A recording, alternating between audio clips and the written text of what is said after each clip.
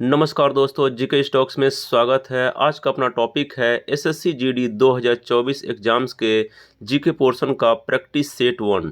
यह practice set आपके SSC GD exams के लिए बहुत ही इंपॉर्टेंट है दोस्तों, क्योंकि सेम इसी प्रकार के क्वेश्चंस एग्जाम्स में आएंगे। तो आप पूरा क्वेश्चन सॉल्व करिएगा, पूरे वीडियो में बने रहिएगा, वीडियो बिना स्किप किए पूरा वीडियो देखिएगा। साथ ही एक रिक्वेस्ट दोस्तों, यदि आप इस चैनल पर नए हैं या पहली बार आए हैं तो कृपया करके इस चैनल को सब्सक्राइब कर लीजिएगा तथा बेल आइकन को दबा दीजिएगा। तो चलिए दोस्तों स्टार्ट करते हैं और सोल्व करते हैं 50+ most important and selected practice set. और इसको सोल्व करने में आपको जो भी स्कोर होगा कृपया कर कमेंट बॉक्स में जरूर बताइएगा। प्रत्येक क्वेश्चंस के लिए 5 सेकंड का समय दिया जाएगा। इसको सोल्व करने में आपका जो भी स्कोर होगा वो कृपया कर जरूर बताइएगा। अपना पहला प्रश्न है, the fractured Himalaya India Tibet China 1949 two 62 पुस्तक के लेखक कौन है? इसका आंसर है Nirupama Rao. Nirupama Rao the fractured Himalaya India Tibet China 1949 two 62 पुस्तक के लेखक हैं। अगला प्रश्न है, कुल्लू घाटी किसके मध्य स्थित है?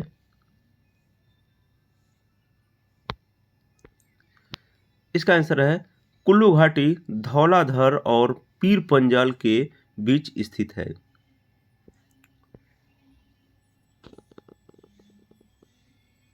अगला प्रश्न है, दिए गए प्रश्नों का सही मिलान करें। तो यहां पर दिया गया पत्तन और राज्य। अब इसका सही मिलान करना है, तो इसका देखते हैं कि कौन सा सही होगा। इसका आंसर है ऑप्शन सी। ऑप्शन सी में है आपका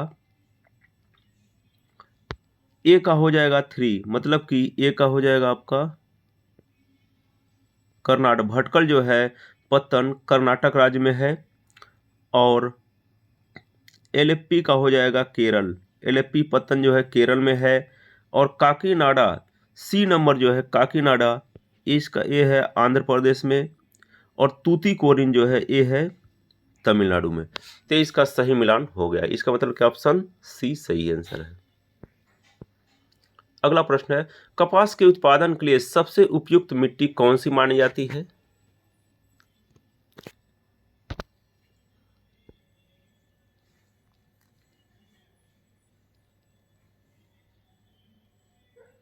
इसका आंसर है काली मिट्टी। कपास के उत्पादन के लिए काली मिट्टी सबसे उपयुक्त मानी जाती है। अगला प्रश्न है, दिए गए विकल्प में से कौन सा राज्य नर्मदा नदी घाटी का भाग नहीं है? इसका आंसर है राजस्थान। राजस्थान नर्मदा नदी घाटी का भाग नहीं है। अगला प्रश्न है, दिए गए विकल्पों में से कौन सही सुमेलित नहीं है? इसका आंसर है ऑप्शन डी 2 और 3 नंबर, मतलब नीली क्रांति और अंडा उर्वरक पीली क्रांति, ये दोनों जो हैं सही सुमेलित नहीं है। अगला प्रश्न है, भारत में कृषि को प्रभावित करने वाला मौसम का सबसे महत्वपूर्ण तत्व है? इसका आंसर है वृष्टि। भारत में कृषि को प्रभावित करने वाला मौसम का सबसे महत्वपूर्ण तत्व वृष्टि है। अगला प्रश्न है, पृथ्वी के उद्गम की नेबुलर परिकल्पना किसने दी थी? इसका आंसर है इमैनुअल कांट। इमैनुअल कांट ने पृथ्वी के उद्गम की नेबुलर परिकल्पना दी थी। अगला प्रश्न है, निम्नलिखित विकल्पों में किसका मिलान सही नहीं है? इसका आंसर है option D Dudhwa national park या दुधवा राष्ट्रीय उद्यान छत्तीसगढ़, यह मिलान सही नहीं है। अगला प्रश्न है, रामसर सम्मेलन संबंधित है किससे? इसका आंसर है रामसर सम्मेलन आर्द्र भूमि से संबंधित है। अगला प्रश्न है, दिए गए विकल्पों में कौन वैश्विक तापमान के लिए उत्तरदायी नहीं है? इसका आंसर है आर्गन। आर्गन वैश्विक तापमान के लिए उत्तरदायी नहीं है। अगला प्रश्न है, यदि किसी वस्तु की मांग की ऋणात्मक आय लोच है और धनात्मक मूल्य लोच है तो वस्तुएं किस प्रकार की हैं? इसका आंसर है निम्न स्तरीय वस्तुएं हैं वो। अगला प्रश्न है, किसी देश की राष्ट्रीय आय का निर्धारण करने के लिए निम्न में से कौन सी पद्धति प्रयोग में नहीं लाई जाती है? इसका आंसर है निवेश पद्धति, ऑप्शन ए, निवेश पद्धति। अगला प्रश्न है, दिए गए विकल्पों में किस पंचवर्षीय योजना की अवधि 4 वर्ष की थी? इसका आंसर है पांचवी पंचवर्षीय योजना की अवधि 4 वर्ष की थी।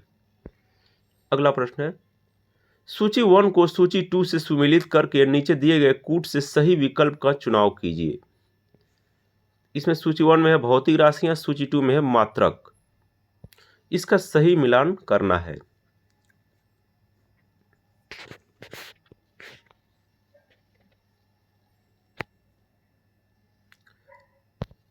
इसका सॉल्व करते हैं। इसका आंसर होगा ऑप्शन ए। ऑप्शन ए इसका सही आंसर होगा। तो ए में है, ए का हो जाएगा त्वरण। त्वरण का जो सूची जो मात्रक है वह हो जाएगा मीटर प्रति सेकेंड स्क्वायर। और बल का जो हो जाएगा न्यूटन। बल का मात्रक क्या है?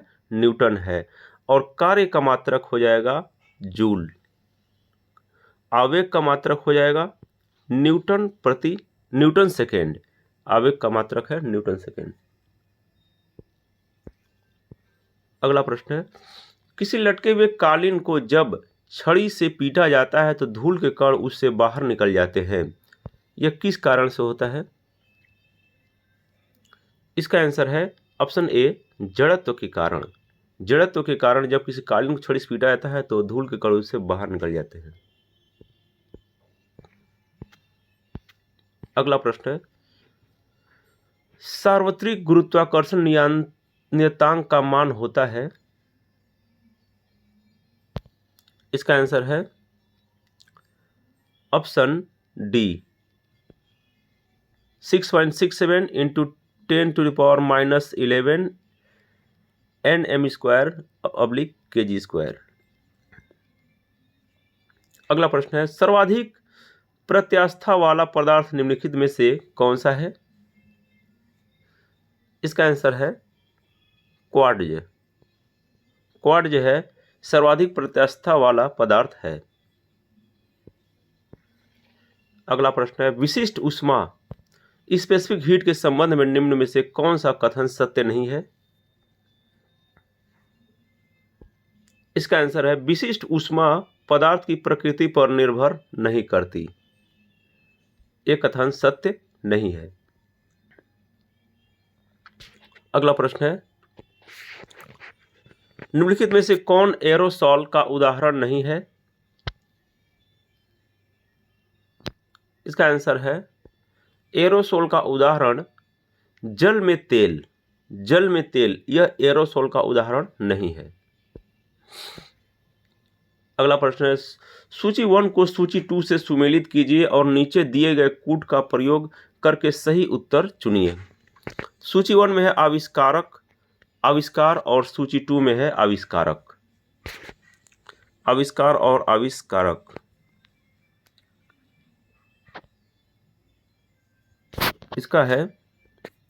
इसका सही आंसर है ऑप्शन डी।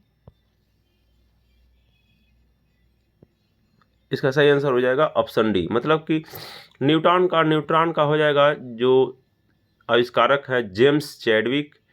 इलेक्ट्रॉन के आविष्कारक हैं जे थॉमसन। और प्रोटॉन के आविष्कारक हैं ई गोल्डस्टीन। परमाणु नाभिक का आविष्कारक हैं ई रदरफोर्ड। अगला प्रश्न है, सोडियम के एक परमाणु में कोर इलेक्ट्रॉन की संख्या कितनी होती है? इसका आंसर है 10। सोडियम के एक परमाणु में कोर इलेक्ट्रॉन की संख्या 10 होती है। अगला प्रश्न है, निम्नलिखित में से कौन हाइड्रा अम्ल के उदाहरण हैं? इसका आंसर है HCl hydrochloric acid. HCl hydrochloric acid hydra अम्ल का उदाहरण है।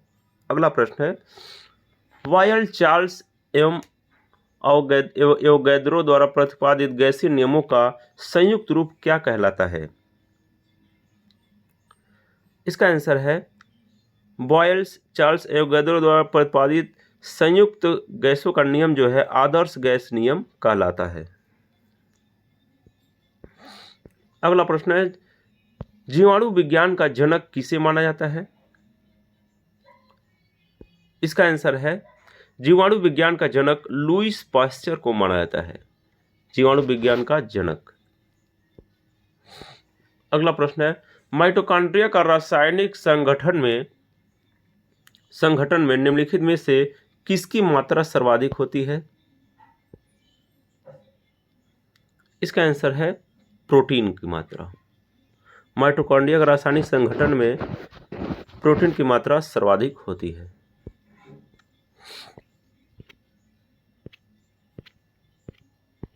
अगला प्रश्न है, प्लाज्मा के संबंध में कौन सा कथन सही नहीं है?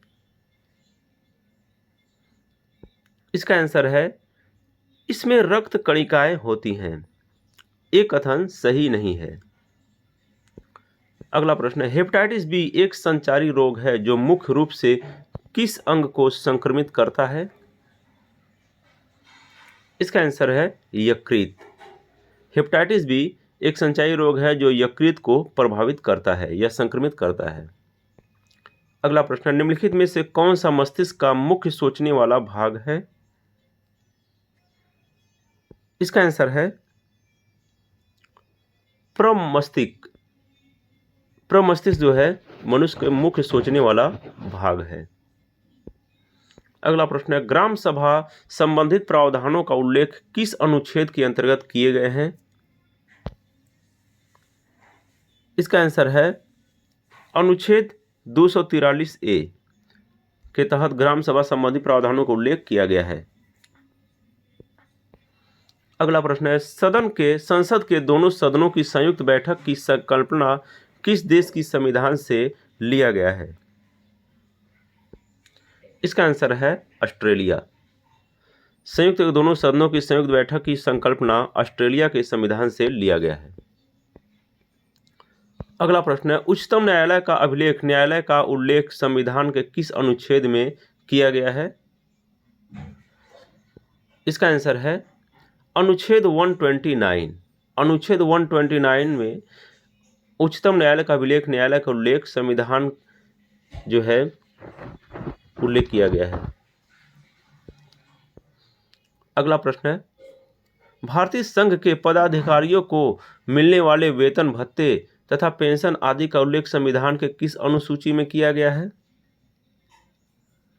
इसका आंसर है दूसरी अनुसूची में उल्लेख किया गया है। अगला प्रश्न है, राजभाषा का उल्लेख संविधान के किस भाग में किया गया है? इसका आंसर है भाग 17। भाग 17 में राजभाषा का उल्लेख किया गया है। अगला प्रश्न है, संविधान की प्रस्तावना में निम्न में से क्या उल्लेखित नहीं है? इसका आंसर है धार्मिक न्याय। संविधान प्रस्तावना में धार्मिक न्याय उल्लेखित नहीं है। अगला प्रश्न है, संविधान के किस संशोधन द्वारा सहकारी समितियां शब्द जोड़ा गया है? इसका आंसर है 97वां संशोधन अधिनियम 2011 के द्वारा सहकारी समितियां शब्द जोड़ा गया है। अगला प्रश्न, निम्नलिखित में से किस संस्तुति पर भारतीय संविधान में मौलिक कर्तव्य को शामिल किया गया है? इसका आंसर है स्वर्ण सिंह समिति। स्वर्ण सिंह समिति की संस्तुति पर भारतीय संविधान में मौलिक कर्तव्य को शामिल किया गया है। अगला प्रश्न है, भारत के राष्ट्रपति पर महाभियोग कैसी प्रक्रिया है? इसका आंसर है अर्ध न्यायिक प्रक्रिया है। अगला प्रश्न है, और पंचायत चुनाव कराने हेतु निर्णय किसके द्वारा लिया जाता है? इसका आंसर है राज्य सरकार द्वारा। पंचायत चुनाव कराने हेतु निर्णय राज्य सरकार द्वारा लिया जाता है। अगला प्रश्न है, कुरु महाजनपद की राजधानी कहाँ थी? इसका आंसर है इंद्रप्रस्थ। कुरु महाजनपद की राजधानी इंद्रप्रस्थ थी। अगला प्रश्न है, भगवान बुद्ध के गृह त्याग का प्रतीक क्या है? इसका आंसर है घोड़ा।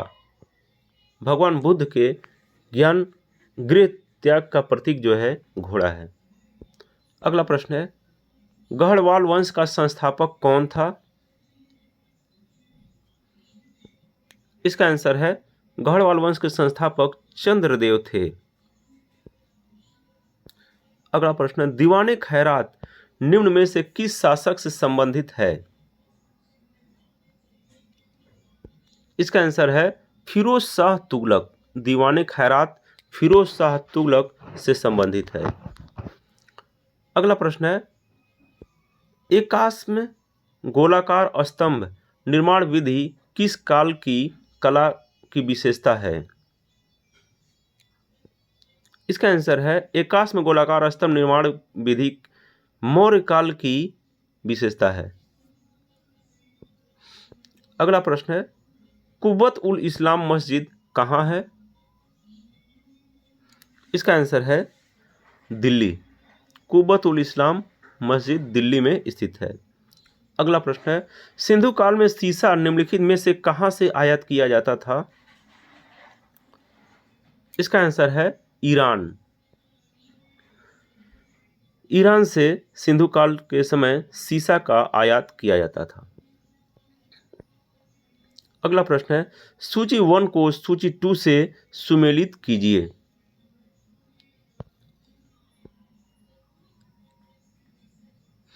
इसका आंसर है ऑप्शन ए, शिशु वध प्रतिबंध वेलेजली से संबंधित है। सती प्रथा प्रतिबंध लॉर्ड विलियम बेंटिंग से संबंधित है। दास प्रथा प्रतिबंध का संबंध लॉर्ड एलनबरो से है। हिंदू विधवा पुनर्विवाह लॉर्ड कैनिंग से संबंधित है।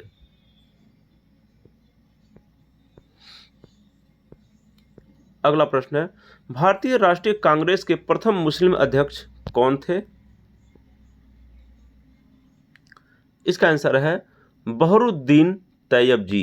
बहरुद्दीन तैयब जी भारतीय राष्ट्रीय कांग्रेस के प्रथम मुस्लिम अध्यक्ष थे। अगला प्रश्न है, पूना सार्वजनिक सभा के संस्थापक निम्न में से कौन थे? इसका आंसर है M G Ranade. M G Ranade Poona Sarvajanik Sabha के संस्थापक थे। अगला प्रश्न है, इनाम कमीशन की स्थापना किस गवर्नर जनरल के समय हुआ था? इसका आंसर है इनाम कमीशन की स्थापना लॉर्ड डलहौजी गवर्नर जनरल के समय हुआ था। तो ये था दोस्तों SSC GD GK practice set 1। तो ये प्रैक्टिस सेट आपको कैसा लगा दोस्तों, और इसको सोल्व करना आपको क्या स्कोर हुआ है, कृपया कर कमेंट बॉक्स में जरूर बताइएगा। और यदि वीडियो अच्छी लगी हो तो इस चैनल को आप सब्सक्राइब कर लीजिएगा, तो बेल आइकन को दबा दीजिएगा। तो thanks for watching friends, like share and subscribe my channel GK stocks. जय हिंद।